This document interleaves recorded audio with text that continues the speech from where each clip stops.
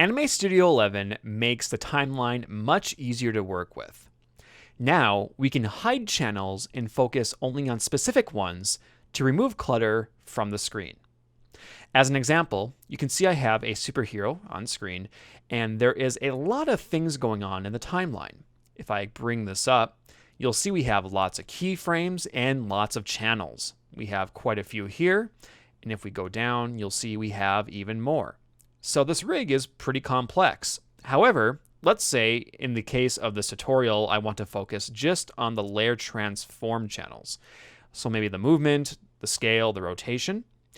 I could come up here now and go to View and choose Timeline Channels.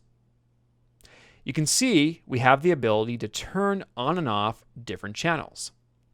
In the case of these layer transform channels, I could come up here and choose None and then hit Apply. You'll see this hides all the channels. Now, keep in mind, it doesn't actually get rid of the channels, it's just hiding them from view.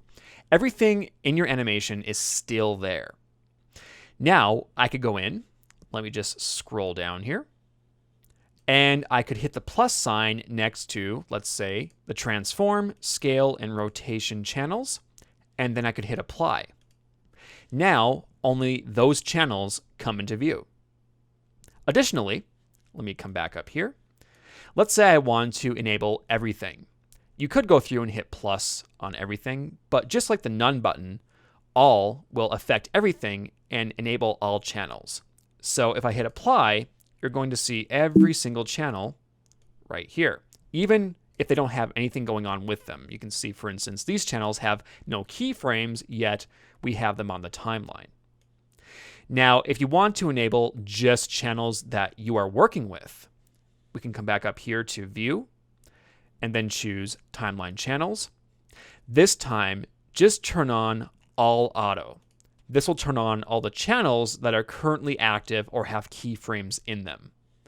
Hit Apply, and now if we hit OK, you'll see it's cleaned up a bit, and we only have the channels that we're using, and that is the default setting.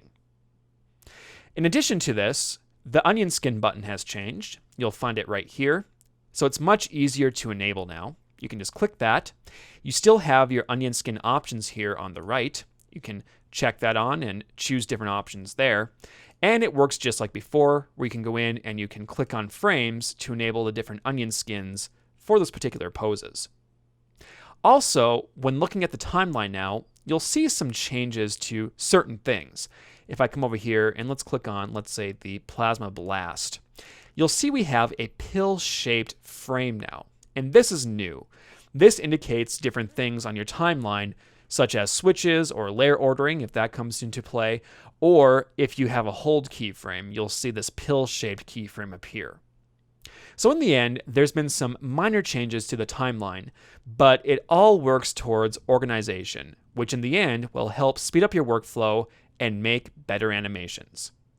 For more information and tutorials on Anime Studio, visit anime.smithmicro.com.